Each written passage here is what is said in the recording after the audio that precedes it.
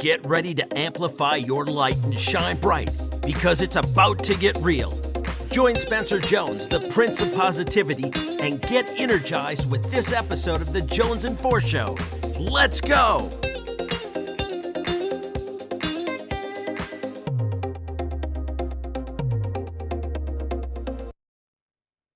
Hey, Energizer! Welcome to Season 2 and this beautiful episode of Season 2 of the Jonesin For Show. You are in for an amazing and special treat because today of all days, we get the master who's revolutionizing the culture, leadership, the culture of your workplace, making it the place where you want to be so you could be at your best. And so, okay, we're going to be talking leadership. We're going to be talking mindset. We're going to be talking culture and all these different things. But really, it's going to boil down to you. And I am super excited for you to meet this guest. We have been part of a men's mastermind group together that meets weekly for over a year now. I've known him for over 2 years. And it has been such an amazing honor to get to know him and to be able to call him my brother and for us to share his wisdom with all of you. So without any further ado, please help me, I should say, give a warm welcome to my brother, Todd Kuckkahn. Welcome, brother. How are you doing? Spencer, it is so awesome to be on with you. And just, being with the Prince of Positivity, as you were talking, my smile just got bigger and bigger and my heart got bigger and bigger. And hopefully that'll come through to the listeners, but it's great to be on here with you. And like we were kind of talking before, this is kind of like a quote unquote official thing, right? Our masterminds are a little more informal and all that, but we'll have some fun. We'll have some good conversation and hopefully we'll share some good nuggets with folks that are listening. Oh, you always share amazing nuggets of wisdom with us all every time we chat, whether it's in our mastermind group or our more official calls like that. I love them. So I know you. We've gotten to know you over the last year of all the stuff you've done, of the different jobs and careers you've had, all the way to being fired a number of times. I'm right there with you. I've been fired from a job. That sucks when that happens. And all the way to what you're doing now. So I know the story, but a lot of our listeners don't. So why don't you tell us who's Todd? What makes you tick and what's been your journey to this point? Well, maybe I'll go backwards, kind of, differently. And like that. I had a friend, and Sean Douglas. I was at a point in my career, my life, I guess, really, where I was kind of thinking through things, and it was a little over a year ago. Well, probably a year and a half ago, and Sean said to me, "Whose dream are you living?" And I thought, wow, that hit me right between the eyeballs. And I was in a full-time position at that point, running a chamber of commerce here in central Wisconsin. Actually, probably the best job, or one of the best jobs for sure that I've had. Things were going really well, but something was missing. And I had 5 years earlier started with the John Maxwell Leadership Group and getting some training and certification through that, and met a lot of good people through Unleash You Now is how we met, and learn more about leadership and sharing my message and how that could impact people. Something I'd never even thought of, how something I could say could impact somebody, but came to the point, and Sean asked me that question. We were on a call and I thought, yeah, whose dream do I want to live? And you can live dreams in a variety of ways, but for me, the dream was to leave the workplace and become a full-time solopreneur. So in November of 21 now, gosh, it's been over a year already. I left the full-time safe workplace, a good workplace, to start being a solopreneur and work, as you said, revolutionizing company culture and leadership. If you go way back, I've had an education degree, so you and I have some similarities there, as well as with Katie. And I've done a lot in the nonprofit world. I've also done a little bit in the private enterprise, and now I'm working primarily in private enterprise, manufacturing, service, banking, nonprofits, and just trying to help businesses and help create meaningful and engaging workplaces. I love it. So amazing to see what you have learned over your years of different experiences, and then to be challenged by a friend and those questions that make you just stop dead in your tracks and go, oh crap, I don't know how to answer that one. And then you sit and you start thinking and contemplating, and you realize, oh, I didn't see that part of me before. I didn't realize that. It just opens your awareness to these different things and made you realize, I don't want to be in this rat race anymore. I want to step outside of that. I want to be a solopreneur. I want to run my own ship and be able to help even more people than you could in that job that you had. That's Well, it's so, we've talked about this before too. That circle, Jim Rohn talks about the circle, the 5 people who are closest to you and that are impacting your life and really determining a big part of who you are. And you and Sean are certainly fit in that category. Sean Douglas does as well. That's a different Sean. AJ Vassar, another one that has been a part of my life. And we were on a call, much like this, a Zoom call, and he said, Todd, he said, tell me about some of your accomplishments in life, and being, like we are, kind of that Wisconsin, humble, blue collar, roll up your sleeve, work ethic, not want to brag about ourselves. I kind of hem and haw through some things that I've done in my life, and I'm proud of them, but never thought of them as anything other than things I've done. And all of a sudden he goes, Todd, shut up. I'm like, whoa, this is AJ, my buddy, right? And he said, you do not have a belief system. He said, you're telling me this stuff, you're kind of hemming and hawing through it, and you've accomplished a lot in your life. And it's not a competition like me versus you. It's a competition within myself of what I've done. And that was another one of those questions or moments where someone looked me in the eye and just said, you got to think about this differently. And what you talk about so much, the positivity and getting away from all these, from your negative thoughts. And we all have accomplished things in our life, and we've all impacted people, and we all can do so much more. And again, having those people around you to impact me has really helped me change my mindset and really helped me down the road. I appreciate that, and have helped me by asking those types of questions in our different groups or meetings, whether it's in the mastermind group that we're part of, or just random calls or messages I get from you. You just make me stop dead in my tracks, and I go, "Ugh, really, Todd? Why'd you have to ask me that?" And it just makes me stop and think and contemplate and reflect and become aware of these different parts of my life. And I love that we have different people in our circles that do that. And we all have those top 5 people in our life, whoever they are. Some people, the majority of people, don't intentionally pick them out. They're just, whoever ends up being the people they're closest to, family members, spouses, coworkers, friends, sometimes that maybe from childhood, but most likely not at our ages. It changes. But I invite everyone to be really intentional about who they surround themselves with. So I want to go in and ask you a question here, because we've talked about, you've been asked these different questions that have made you stop it dead in your tracks and reflect and go, oh, okay. Am I living someone else's dream? Am I living my own dream? What have I accomplished? What are those things that I've accomplished? So let me ask you this question, and I want you to pose it out to me and to everyone else listening, all of our amazing Energizers. What question would you ask them that would make them stop dead in their tracks and raise their awareness? I think I'd ask, who are you? That question, all of us, I was in a kind of a mastermind networking group the other day, and people going around the rooms introducing themselves. And this one person got up and she said, hi, I'm so-and-so, and I work at this company and I do this. And I'm like, okay, that's great, but it doesn't say who you are. It says what you are. And really diving into the who you are, what are your dreams? What are your visions for yourself? When someone asks you, you introduce yourselves, you go through I'm the vice president of da da da da da da, or do you say, I'm on a mission to revolutionize company culture and leadership? And that was a big shift for me when people, and you were one of them, that started asking me, who are you? What's bring some clarity to who you are. Tell us, I don't really understand what do you stand for? And that's another good one. What do you stand for in life? Another one I always think about, I work a lot with people on, is what are your core values? What's really foundational to who you are, not what you are, not those things you can put on your business card, but what's inside of you. A lot of times I talk about the iceberg, right? And 10% of the iceberg is above water, from what I'm told anyway. I haven't Googled that yet, but 10% of the iceberg is above, and that's what we see on the exterior. That's the what. But the 90% that's below the water is the who we are, And it's what makes us such important part of everybody else's life. And that's the part that we really need to dive into. So I guess who are you is probably the question I would think to ask.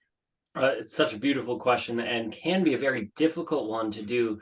I love the iceberg analogy, and I've seen it on Google. So obviously it's true if it's on Google. It's out there. It's out there. Right? The 10% is what we see on top, 90% is below. So the 10% is what you say you are. I'm a vice president, I'm a teacher, I'm entrepreneur, whatever it is, right? You're a stay-at-home parent. Cool.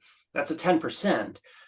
But the 90%, the stuff that's below the water, is who you are, the things that make you, things that make you tick. And that's, I mean, it's been such an honor to help people through the Jonesin For Academy and through our events and all that, to help them on who they are. You do that through what you lead people through. And we'll get to that in just a second. But let me ask you this. Let's give them a solid example.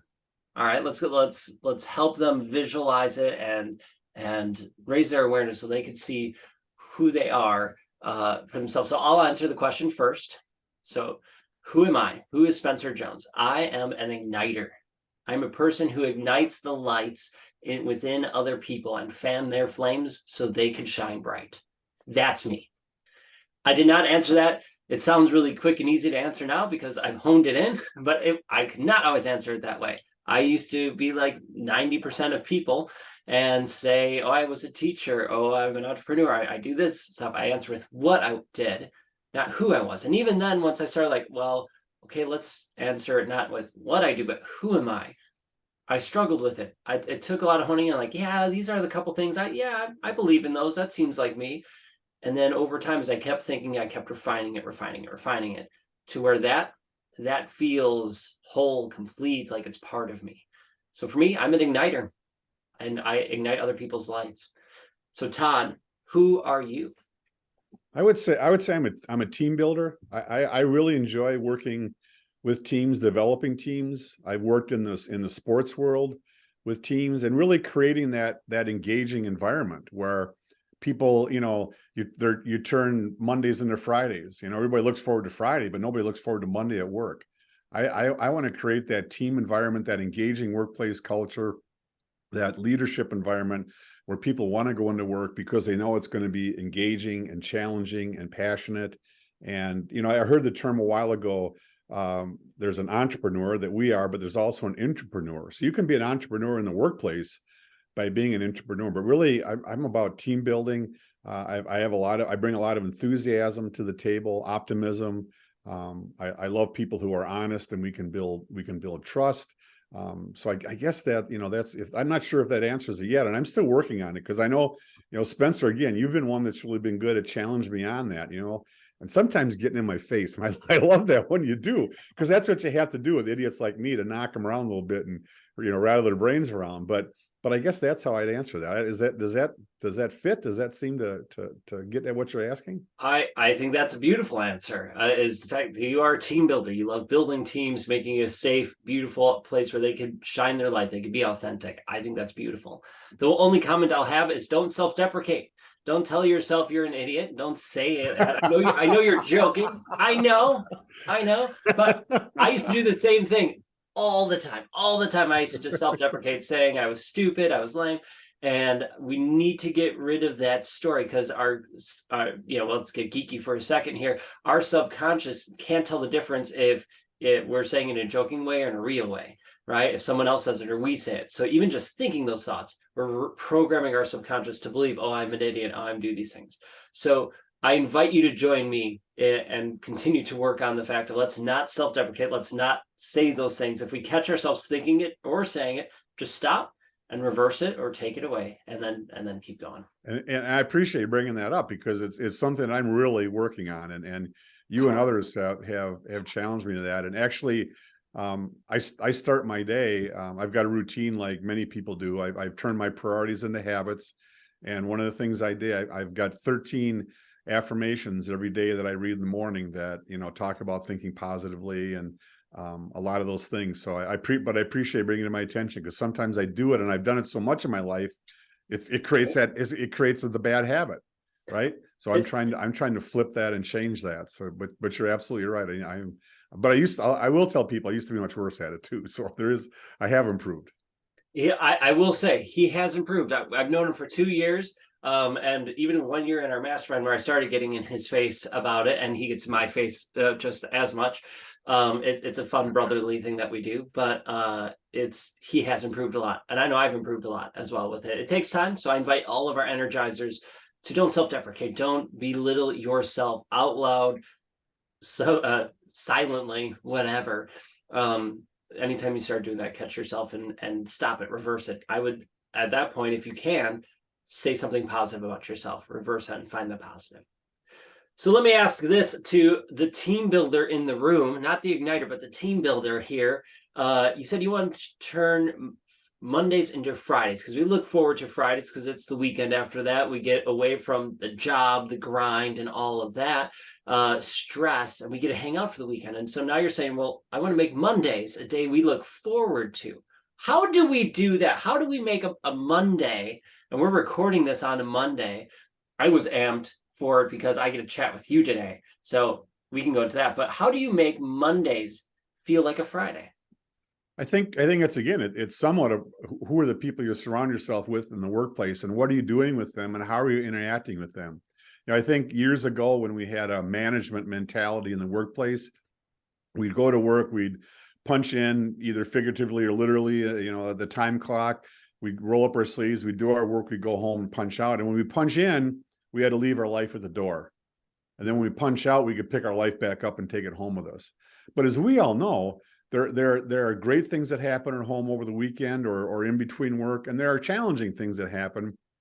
And all those things we bring into work. We bring baggage into work, just like when we travel, we take baggage with it. Some of it's good, some of it isn't. But we need to be able in the workplace to have that kind of environment where we can talk with each other about it. And I'm not saying, we take an hour every day and sit around, have coffee and talk about our, kids' grades. That's not the point. But I think we need to have that type of engagement where we can feel comfortable talking about our lives and how that's impacting us. If you see somebody, if you're in manufacturing, you see somebody on the line, they're not having a good day, they're not energized, going up to them as a supervisor and saying, hey, how's it going today, Spencer? It seems like you're maybe, a little bit off. Everything going okay?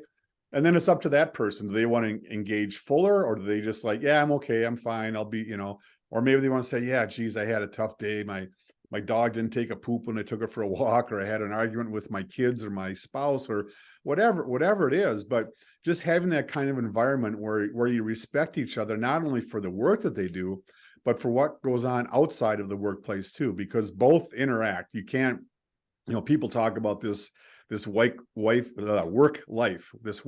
balance like it's a teeter-totter, and we all know it's not that simple. And I think the ability to have those conversations, when I do my speaking and my coaching workshops, whatever, I talk about, let's bring politics and religion back into the workforce. I think having those conversations is good, because I really believe that these differences make us better. And if we're the most left-wing liberal and the most right-wing conservative, there's common ground there.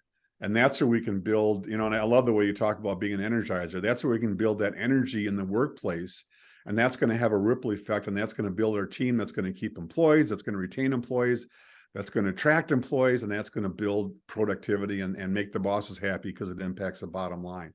Now, it's simple but not easy to do that, right?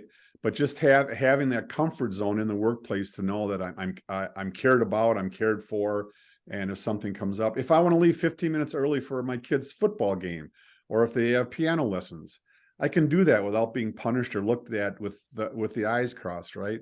And particularly with the work environment we need to have some flexibility. So I kind of got on my soapbox, but I kind of went on a little bit, but I really get jazzed about it and energized about the possibilities. And I've seen it through the work that I've done, and work you've done too, Spencer. You've seen those opportunities as well. Well, you're passionate about it. You are passionate about helping people enjoy life again, to feel energized and have a safe place to experience all those things. And you're right. For many, many years, for decades, if not longer, centuries potentially, it was you punch the clock, you go into work, and you left your life outside, and then you picked it back up when you punched out, right? Especially once the Industrial Revolution started to pick up assembly lines and all the factories really started to grow. That was the mentality that was taught and preached and ingrained in our society and in our lives. And so we're carrying that forward when that mold does not work anymore. I doubt it worked great back then either to a degree, but now, especially in today's day and age, it needs to be changed. And so what I'm hearing you say is that we need to create a safe place where people feel welcomed, they feel loved, cared about, where they could be their authentic self without being judged. The fact of, okay, I could be an atheist and a Christian and Hindu. We're all going to get along because there's common ground there. That, oh, I could have these different political views. We're going to be okay. I don't need to hate you. I might disagree with you, but that's okay. We still find those common grounds.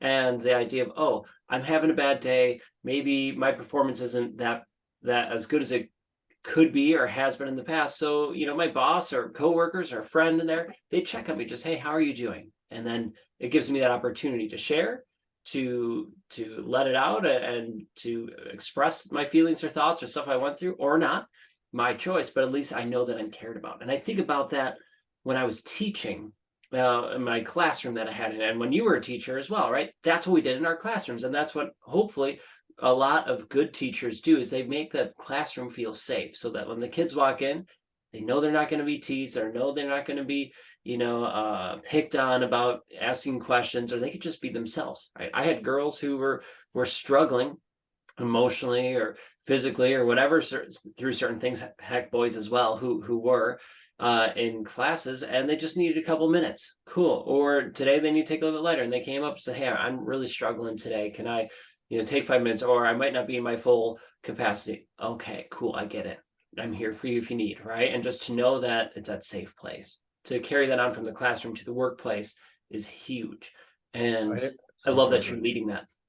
I'm sorry for interrupting there. Yeah, I was working with a business, and I was with the executive leadership team, and we were talking, and I did a session, and the CEO then was talking, and he was saying that, for some people, the workplace is the best part of their day, depending upon their home life, which is really hard to hear. But that's kind of the mentality we have to think of, that we have to be there for our employees and be helping to pick them up. Again, we're not going to get into psychoanalysis or psychotherapy when we're working with other people, but having those kinds of conversations that people, and I've done workshops where have had people that have cried when we've done some small group work, talking about their childhood and how that's impacted their lives and their work life, and just watching the people around them, it's almost like you could see ice melt off of them, and they saw this person for who they are, not what they are, not their title, but really who they are and what impacts their life. And the conversations were, just like elevated immensely, just because people, and again, it doesn't have to be you share every single detail of your home life, but just knowing that it's a place that I can go, and if I'm having a tough day or if I'm having a great day, I can share that too. I can share great things with people and lift up my team, talk about the great weekend I had. If you're a Detroit Lion fan or a Seattle fan because the Packers lost, whatever the case might be, but it works both ways. But again, make that environment a safe place. Right. That's such a huge thing to do in workplace. And you don't have to be the CEO to do it. You could just be not just, you could be the manager. You could be the lackey, right? You could be the janitor. It doesn't matter what role you are in that company. You are crucial in making it feel like a warm, loving, caring place where people feel accepted and they can look forward to coming there. It's not just because it doesn't need to be just from the CEO or manager. That's great. They can help lead a bigger change. And if you have that role, great, take it on. But if you don't just say, oh, it's too much for me to do. Nope, you could do it. It might be a small circle, right? Your department, your crew, your 2 or 3 people that you interact with. Cool. You could still do that yourself. And that's huge. Well, I did some work with a company. We created a culture team, actually, a group of employees that represented about 10% of their workforce. And we were doing some small group work on determining the values for the company, and how they're going to engage, and what we're going to be, what are good examples of that behavior, what are not good examples of that behavior. And we had the executive leadership team come in and facilitate the small group discussions. So it was about an hour and a half. When we got done, the workforce left and the executive leadership stayed back and to talk about it a little bit. And they were just like, oh my gosh, I can't believe it. This was amazing. Because they heard all the great things, and they heard a lot of the challenges too about what were going on in the workplace. And they just had no idea because they were disconnected. But those people on the culture team, frontline workers, supervisors, managers, whatever level, they're as much leaders, like you said, Spencer, they're as much leaders as the CEO and executive leadership team. And they have a better feel about what's going on in the company than the executive leadership team. So for them to hear that and have those kinds of conversations and that meaningful engagement again, not necessarily about their work or about their home life, but even about their work life and what was going on, going well, and what values they need to focus on. So just having those conversations, right? Sometimes they're uncomfortable, but having those conversations can add so much value in the workplace. 100%. I'm loving this discussion and chat. And I want to pivot it just slightly here for the second half here of our chat. And you mentioned values with the company, right? The company discussing what are their values. And before, well, a little while ago, you mentioned our core values. What are our personal core values? And so I'm curious, how do we know what our values are? Because it seems like it's such a hip thing to say, oh, I know what my core values are. I know what I stand for. But what I've noticed with the people I've worked with is a lot of the things that they say, they just regurgitate from what they've heard other people say, or what they think I want them to say, or what they feel society's telling them to say. Like, oh, what matters to me? Oh, my family. Oh, work. Oh, God, or whatever. Those things matter to me. Maybe they do. Cool. But maybe they don't. And you're just saying it because you feel like you need to. So my question is, how do we know what our true values are, and how can we discover them if we do not know? I think you're absolutely right, Spencer. You have to really dig down deep and think through it and spend some time sitting down, because as you said, the first answer, faith, family, job, those are probably those are the things I value, blah, blah, blah. And again, I don't mean blah, blah, blah, but those just like pop in your head, and that's okay. Let me get on to this. But excuse me, there's actually a exercise, about an hour-long exercise that I walk people through, and we'll start out with asking them, trying to get them in the right mood, so to speak, the right, the right part of their brain. Mm-hmm. And I start with a series of questions that I have them reflect on, what are moments of joy? What are moments of challenge? And have them write down some short stories, and not just about what happened that day or that week, but like in their life. What were some really impactful things that have happened in your life that made you feel awesome? And what were some times that were challenging? And then think about what are the emotions that are attached to that. All right. And then we share some of those.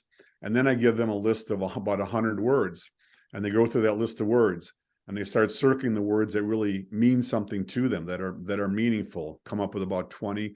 Then we get it down to 5. And then we start sharing those words and start talking about what those words, I have people write sentences about each of those words, so they really can put good definition to what they are and make sure they make sense, figure out what their top value is. So it's a regular exercise. And then after that, encouraging people, and it's really up to them to make sure they keep them in front of them. So like twice a day on my phone, my core values pop up. So again, I'm feeding myself with that good stuff, not with that negative stuff, but feeding myself with those good thoughts. Mine are optimism, trust, honesty, enthusiasm, and teamwork. So I keep throwing those into my brain twice a day and feeding myself that information. But you're right, it really has to be a thoughtful process, and there's some exercises you can do online as well. Not nearly as much fun as doing it with me, but I don't want to sell too much. But it has to be very thoughtful, right? It can't just be, oh yeah, this sounds good today. And the other thing too, speaking of today, your core values probably are not going to change a lot either, because they're foundational to, again, getting back to the who you are part. So it's not likely they're going to change. Now, if there's some major life event that happens, Maybe it's a major move, something happens in the family, there may be some change to it. If you're in different quarters of your life, when you're in your 20s, probably not going to be the same as when you're in your 60s, but they stick with you. And then it's something, when you know what they are, you can lean on them to help you get through something and to energize you. So there was a case where I had a workshop I did, and the HR person didn't like it. It was a third of 4. So we had to retool it. And I really leaned back on my core values and said, okay, this is who I am. I'm not a failure. It's something that we have to change. Let's get together. Let's figure it out and move forward. And it ended up being, after it's all done, the HR director kind of apologized to me. And I'm like, no, it was great. I said, that's where learning takes place, where we have those challenges. So it can really work to your advantage if you take the time and energy and effort.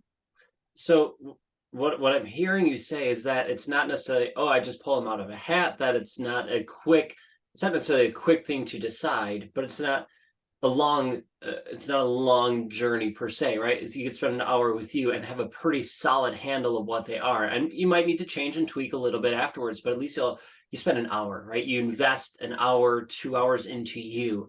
Take that time to reflect, dig deep, work with you. You could try the online ones, but you can, but I would maybe do those and then go to Todd, or just skip those and just go right to Todd and use your time wisely so that you can really learn what your core values are.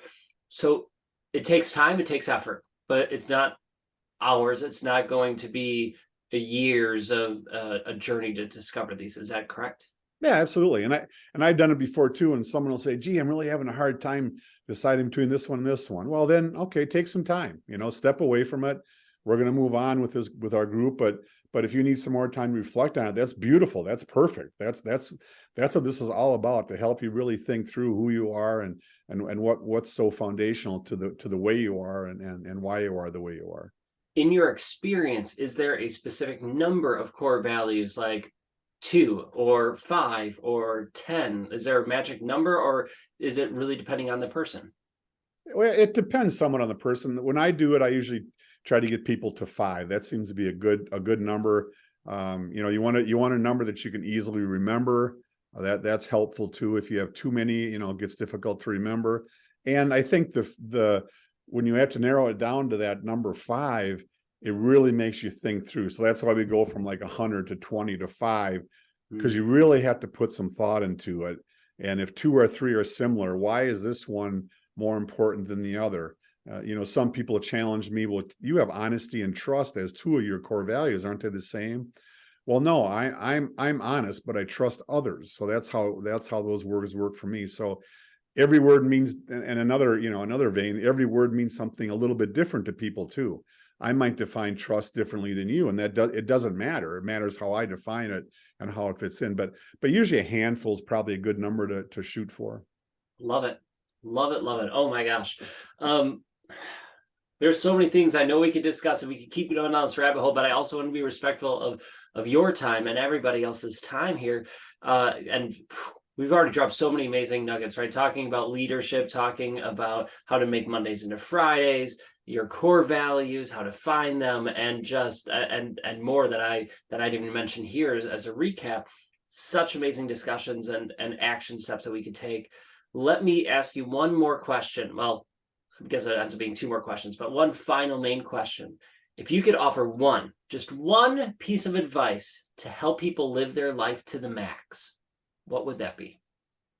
It's your decisions, not your conditions, that determine your trajectory.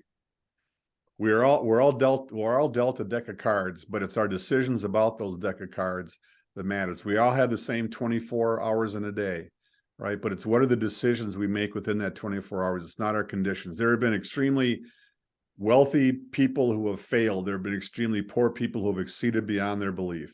And it's because of the decisions they made, not because of the conditions they were in. I absolutely love that. Holy crap. Amazing. Thank you, Todd.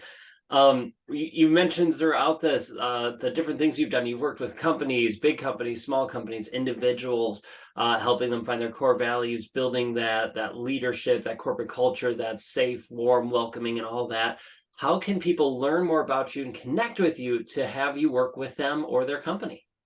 Well, they have to know how to spell my name. That is helpful. Because everything centers around that. So it's Todd with 2 D's, and then it's Kuckkahn. And I'm sure there'll be my name spelled around some of the stuff that you post. But I have a website, toddkuckkahn.com. My email, I have a new one now, actually, Spencer. It's todd@toddkuckkahn.com. Nice. So I'm moving on from my Bucky buckets. I'm growing up.